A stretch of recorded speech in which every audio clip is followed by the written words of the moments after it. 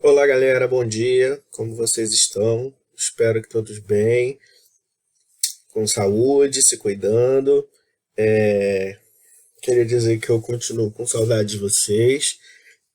Conforme o tempo vai passando, a saudade vai aumentando um pouquinho, né? A gente vai sentindo cada vez mais falta do nosso convívio, mas precisamos seguir fortes para que esse momento passe logo, tá? Eu me coloco, inclusive, à disposição de vocês aí, se vocês precisarem bater um papo, trocar uma ideia, me procurem, tá? E então, vamos partir para o tema da próxima aula, né? Então, se liga aí.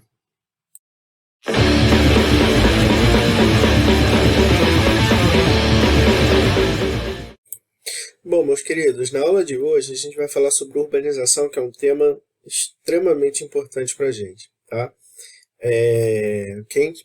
Eu recomendo a vocês fazerem uma revisãozinha dos conceitos de urbanização, né, de metrópole, megalópole, conurbação, essas coisas são importantes, então é bom dar uma revisadinha nisso, tá? Então vamos lá, galera. A primeira informação que a gente traz aí é o seguinte, que até o final do século XVIII, ou seja, quando começou a primeira Revolução Industrial, a taxa de urbanização do mundo era de mais ou menos 3%. Esse número foi crescendo de maneira significativa e a previsão é que chegue a 67% em 2050, de acordo com as previsões da ONU. Tá? Então, como vocês podem perceber, o crescimento do processo de urbanização, né, o crescimento da população urbana, ele começa a acontecer de maneira mais significativa a partir do que? Da primeira Revolução Industrial. Então, várias coisas estão atreladas à primeira Revolução Industrial. Né? Uma delas é o aumento, né, a crescente do processo de urbanização mundial, beleza? Aqui a gente tem a evolução da população urbana e rural no mundo. Então, em vermelhinho a gente tem a linha da população urbana, em azul a gente tem o da população rural. Então percebam que a tendência é que a partir aí mais ou menos da metade da década de 2020 a 2030, né, a população rural ela começa a declinar no mundo, enquanto a população urbana vem numa crescente aí imparável, né, por assim dizer. Esse gráfico mostra a evolução da população rural e urbana nos países pobres e nos países ricos. Percebam o seguinte, essas duas linhas aqui, a rosinha e a azulzinha, elas se referem às áreas mais desenvolvidas. Então percebam que, apesar de haver uma diferença, essa diferença não é tão gritante quanto na linha laranja e verde que representa os países pobres. Então, a laranja representa a população urbana dos países pobres, a verdinha a população rural dos países pobres. Então, a gente consegue perceber, sempre que a gente fala que a urbanização dos países pobres ela acontece de forma rápida e caótica, a gente consegue perceber quando compara o processo de urbanização dos países ricos e o processo de urbanização dos países pobres. Beleza? Aqui tem a taxa de urbanização de acordo com a população total. Né? Então percebam que em 1950 o mundo tinha aí pouco menos de 30% de população urbana e esse número, como a gente já até viu, né, pode chegar aí a 67% em 2050.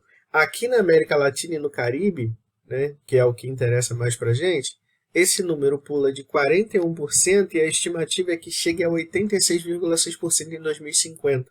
Então, mais uma vez, a gente consegue observar a diferença do crescimento. Né? Por exemplo, se a gente analisa a Europa parte de 51 e vai para 82, a América do Norte parte de 63 e vai para 88. Né? Então, a América Latina, assim, a África também apresenta aí, desculpa, a África aí também vai apresentar um crescimento significativo, pulando de 14 para quase 60. Né? Então, esse processo de urbanização dos países pobres, de fato, é muito mais acelerado e muito mais caótico do que nos países desenvolvidos. O processo de urbanização, uma coisa que a gente precisa entender aí nesse processo é o seguinte, cidades, centros urbanos, existem há mais de 5.000 anos, como é o caso da Babilônia e de Ur. Tá? Então, desde a antiguidade, cidades já existiam, centros urbanos já existiam. Só que, com a Revolução Industrial, esse processo se torna mais acelerado. Tá? Até o século XX, ele vai acontecendo de maneira mais lenta. Por quê? O processo de industrialização nos países pobres começa nessa época. Né? O Brasil, por exemplo, começa a política oficial de industrialização em 1930. Né? Então, só para vocês terem uma ideia. Então, por isso que a gente fala em lentidão desse processo de urbanização até o século XX. Tá? Mesmo assim, com a Revolução Industrial, esse processo se torna contínuo, ou seja, esse processo vai acontecendo, né, sem parar, por assim dizer. E aí, com a Revolução Industrial, as cidades passam a ter um crescimento muito mais significativo e a proliferação de cortiços, que são aquelas habitações extremamente precárias, né? Geralmente casarões antigos que são compartilhados, criam-se ali vários quartinhos e moram dezenas de famílias dentro desses casarões, prédios abandonados e tudo mais. E isso vai possibilitar problemas relacionados a doenças e epidemias, óbvio, né? Quanto maior a concentração populacional sem infraestrutura, sem saneamento básico, sem atendimento médico hospitalar, sem campanhas de vacinação, é óbvio que problemas de saúde vão crescer de maneira muito significativa.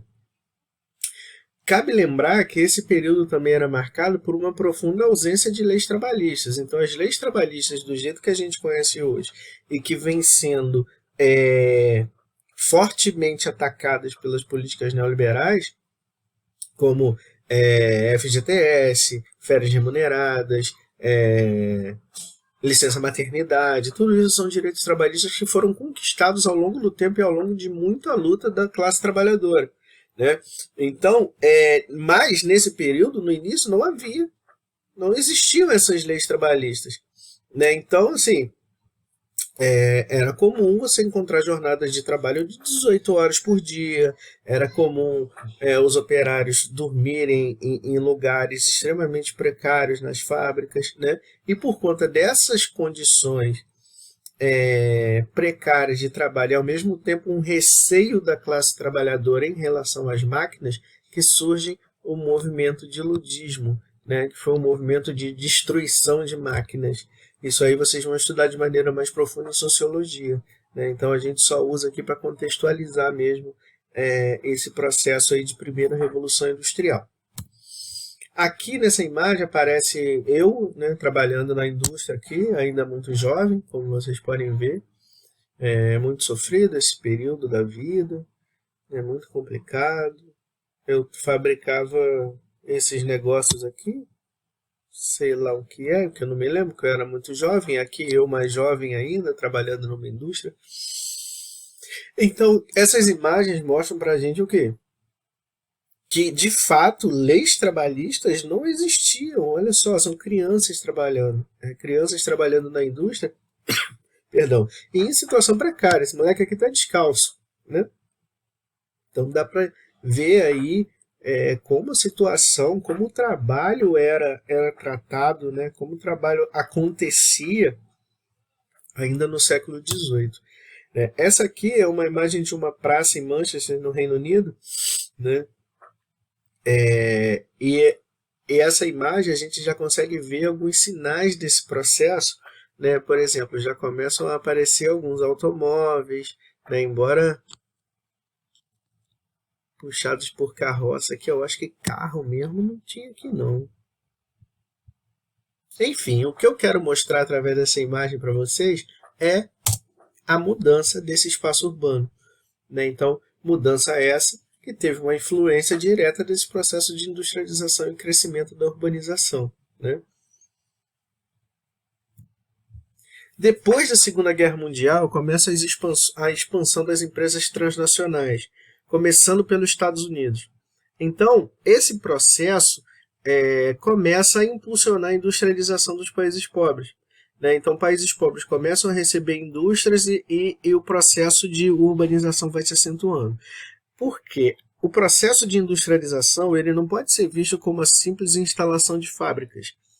Ele vai ter uma influência direta sobre o processo de urbanização, porque junto com a indústria vem pessoas. né? Junto com pessoas, vem a necessidade de ampliação de infraestrutura. Precisa de mais supermercado, precisa de mais ônibus, precisa de mais farmácia, precisa de mais escola, beleza? Então, esse processo de industrialização, ele impulsiona a urbanização dos países pobres e também com um aumento significativo do setor terciário, setor de comércio e serviços, justamente para atender essa demanda crescente do processo de urbanização, tá? E aí, muitas cidades passam a adquirir funções específicas. Algumas concentram mais de uma função e outras passam a ter funções bastante detalhadas.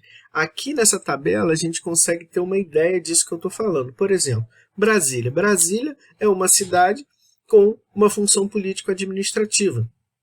Aparecida, em São Paulo, já tem uma função religiosa, assim como Meca, assim como Jerusalém, certo? Porto de Galinhas, Cancún, Las Vegas, Bariloche, já são cidades que têm uma função turística.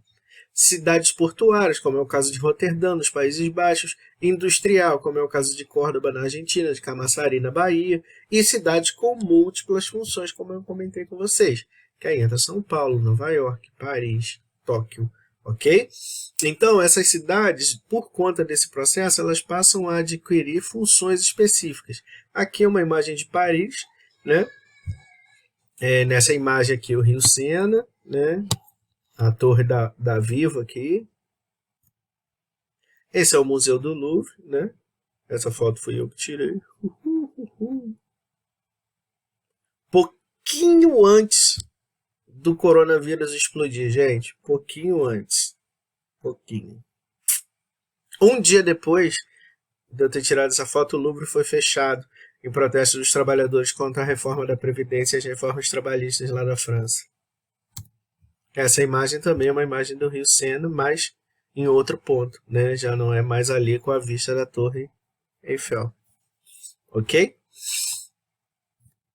Então vamos lá. Essa informação aqui é importante pra caramba, tá?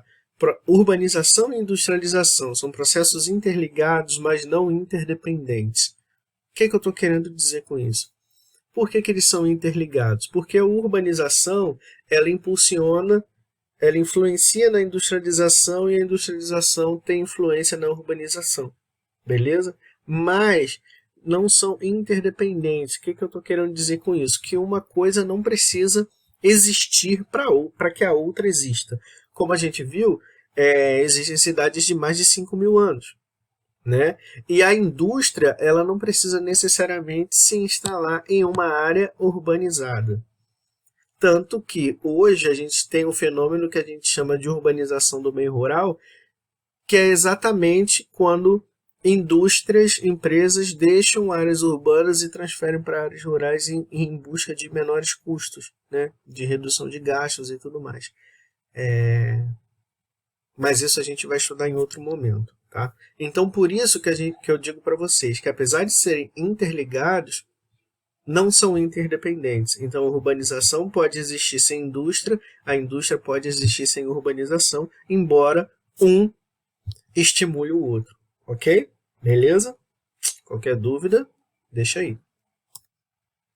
Aqui a gente tem uma tabelinha mostrando as taxas de urbanização dos países industrializados e a taxa de urbanização em países recentemente industrializados. E isso aqui a gente consegue ver algumas coisas bem interessantes. Por exemplo, a Bélgica tem uma taxa de urbanização de 97,5%.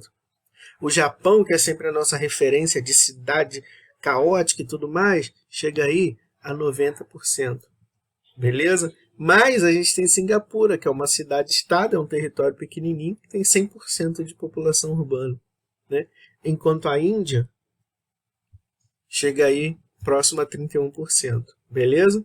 Aqui temos Brasil com 84,3%. Show? E aqui temos a taxa de urbanização em países não industrializados e a taxa de urbanização em países não industrializados e muito urbanizados, né? Pouco urbanizados e muito urbanizados. Então, essa tabela mostra pra gente o que eu falei ali atrás, que apesar de serem interligados, não são interdependentes. Por quê? A gente tem o Kuwait aqui, que é um país não industrializado com mais de 98% de urbanização. A Venezuela com mais de 93%, o Uruguai com 92%, beleza?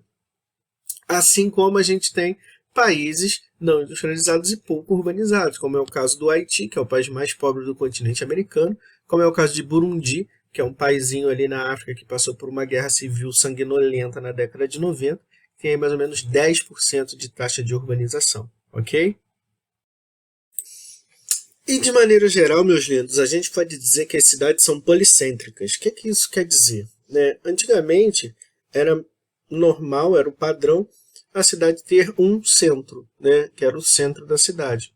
Hoje, com a expansão das áreas urbanas, com a expansão da população urbana, existem outras áreas que exercem essa função. Então, se a gente for pensar em Macaé, por exemplo, existe o Parque Aeroporto, que tem absolutamente tudo, né? Tudo que o cara que mora ali precisa, ele vai ali e tem tudo disponível. Isso é uma espécie de centro, né? Então, por isso que a gente diz que a cidade é policêntrica, porque ela tem aí outras vias, outras áreas que sediam comércio, que tem avenidas importantes, que não necessariamente ficam no centro da cidade, tá? Então daí essa ideia das cidades serem policêntricas. Ih, rapaz. O computador me obedeça. Ok. E aí, junto com o crescimento das cidades, crescem também os problemas sociais urbanos, né? A gente tem o problema dos congestionamentos, até numa cidade pequena como a nossa, né? A gente tem problemas seríssimos de congestionamento no horário de pico, na época do auge, antes da crise, né? Então, minha nossa, o problema de congestionamento em Macaé era muito significativo, mas também não se comparava ao problema de trânsito das grandes metrópoles, que o cara fica 2, 3 horas em um congestionamento, né? Você tem a segregação espacial, porque você tem as áreas que recebem infraestrutura, que tem a presença, né, do poder público propriamente dito, e áreas completamente excluídas, mais afastadas, né? Que estão relacionados a problema de saneamento básico, de saneamento insuficiente, e você tem um aumento da violência urbana e um aumento cada vez maior dos condomínios, né? Os condomínios são formas de isolamento social. E o que estimula o crescimento desses condomínios é exatamente o crescimento da violência urbana. As pessoas buscam lugares mais seguros e encontram essa opção de lugares mais seguros dentro dos condomínios. Então é muito louco, né? As pessoas, é como se as pessoas se prendessem, né, em busca de segurança. E não é uma crítica às pessoas que vivem em condomínio, eu mesmo moro e um dos fatores que me fizeram escolher morar em um condomínio é o fator segurança, né? Então, enfim, é uma relação que a gente vive hoje nos principais centros urbanos de proliferação desses condomínios, né, cujo esses condomínios apresentam aí opções de lazer, apresentam mercado, padaria, alguns até escolas dentro do condomínio, né, isolando cada vez mais a população que tem condição de ter esse privilégio de se isolar da violência urbana exterior, né. As políticas públicas, de maneira geral, nos centros urbanos, elas são insuficientes quando a gente fala de países pobres, né? Tanto que a gente tem o crescimento de movimentos como o MTST, que é o movimento dos sem-teto, né? Que um desses movimentos, inclusive, vivenciou uma tragédia horrível em São Paulo, uns anos atrás, quando aquele prédio caiu, né? Levando à morte de algumas pessoas. E o crescimento da informalidade e da precarização do trabalho. Isso se dá principalmente por conta das crises econômicas que a gente tem vivido e, ao mesmo tempo, da pressão sobre os direitos trabalhistas, né? Então, aí, relacionado a isso, tem a expansão de atividades não registradas, como o Uber, como o entregador de motoboy do iFood, né? Esses são os exemplos de trabalhos informais que a gente tem aí nos centros urbanos. E também temos um número gigantesco de pessoas vivendo em favelas, né? Na China, por exemplo, são 180 milhões de pessoas. Mas, em números relativos, isso não chega a 30% da população. Claro que 30% é muita coisa, né? Mas, quando fala em 180 milhões, é um número grande pra caramba, mas a gente está falando de um país com 1 bilhão e 400 milhões de pessoas, né? o número em população relativa que a gente tem mais significativo aqui, temos a República Democrática do Congo, com mais de 60% da população. Temos Bangladesh, com mais de 60% da população. Temos a Nigéria aqui, com 62,7% liderando o ranking, né? Aqui, na tabela ao lado, a gente tem países com maior número relativo de pessoas vivendo em favela, como a República Centro-Africana, com mais de 95% da população. O Chad, com 89%, o Níger, com 81%, Moçambique, com 80%. Né? Então, lista liderada aí amplamente por países africanos, né? Com percentuais elevadíssimos de população residente em favela. Mas aí a gente faz a comparação entre números relativos e números absolutos, né? Aqui temos 1,6, aqui temos 180,6 em números absolutos, mas em números relativos, né, a gente tem uma diferença bem significativa também, claro. E aí, justamente com a finalidade de discutir essa questão dos assentamentos urbanos, a ONU lança duas conferências, que foi a Habitat 1 e a Habitat 2, uma realizada em Vancouver, outra em Istambul, em 76 e outra em 96. Essa conferência definiu a moradia como um direito universal assegurado pelo Estado. Só que inúmeros países foram contra essa medida, incluindo Brasil e Estados Unidos. E é fácil a gente entender a razão disso. Vamos pensar nos Estados Unidos. Crise de 2008 que começou no setor imobiliário. Várias pessoas perderam suas casas, enquanto os bancos tiveram trilhões de dólares injetados pelo governo americano. Ou seja, na hora de socorrer, o governo americano socorreu os bancos e não a população que perdeu suas casas, né? Aqui no Brasil, por exemplo, seria a responsabilidade do Estado fornecer moradia a absolutamente todas as pessoas que não têm moradia. Então, essa aí é a razão para esses dois países irem contra essa definição da Habitat, da Habitat 1 e da Habitat 2 de que esse direito deveria ser assegurado pelo Estado, tá?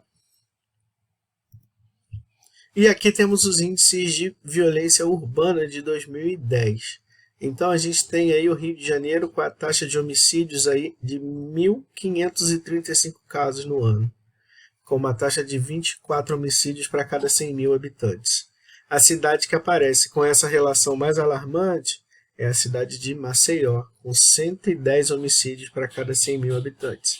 Então isso está relacionado ao aumento da atuação de facções criminosas com tráfico de drogas, ao aumento da desigualdade social, que amplia sim a violência, né? Existem aí os casos de feminicídio, enfim, são inúmeras razões, né, para tentar explicar essa crescente do número de homicídios, a violência policial, né? Enfim. E aí temos o conceito de rede urbana, né? A rede urbana é a interligação entre cidades, né? O fato das cidades estarem interligadas e exercendo influência umas sobre as outras, e conectadas pelas redes de telecomunicações e de transporte.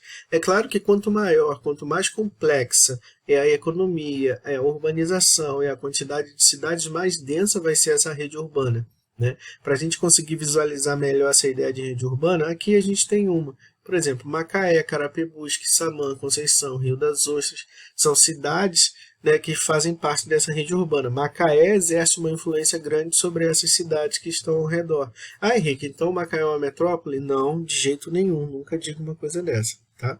Macaé, na verdade, é um centro subregional, ok? E aí, junto com o crescimento dessas redes urbanas, surgem as cidades globais, que é quando a rede urbana se torna globalizada, se torna mundial.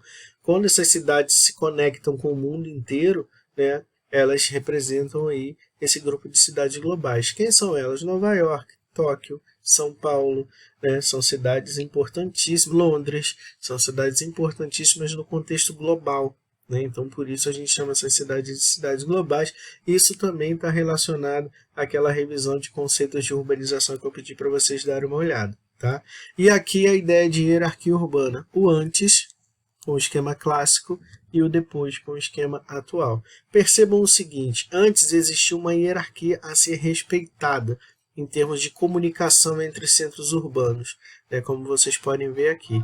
No esquema de hierarquia urbana atual, esse modelo aqui ele é quebrado. Por quê? Por conta da evolução de transportes, de telecomunicações, a comunicação entre cidades de diferentes hierarquias se torna possível. Beleza? Então vamos pensar na escola. É como se o aluno só pudesse falar com o professor e o professor com a coordenação e a coordenação com a direção. Esse seria o esquema clássico. No esquema atual, o aluno pode ir direto na direção, o professor pode ir direto no aluno, no diretor, o coordenador, enfim, todo mundo se comunica, né? Essa é a ideia do esquema atual da hierarquia urbana, ok? E aqui, dois exemplos, né, de ocupação. Aqui, na esquerda, um sem-teto, né, e na direita, uma casa numa área rural. Então, são diferentes tipos de ocupação do espaço, né? E aí vem a pergunta, quais dessas cidades têm mais acesso aos bens e serviços oferecidos pela cidade, né? Então, cabe essa reflexão aí, pensem nisso e deixem aí a opinião de vocês em relação a isso, ok? Galera, muito bom poder falar com vocês de novo, muito bom poder estar junto de novo, mesmo que virtualmente. Vamos trocar ideia, vamos comentar, que assim a gente se fortalece, tá bom? Um beijo e eu espero estar com vocês muito em breve. Tchau, tchau.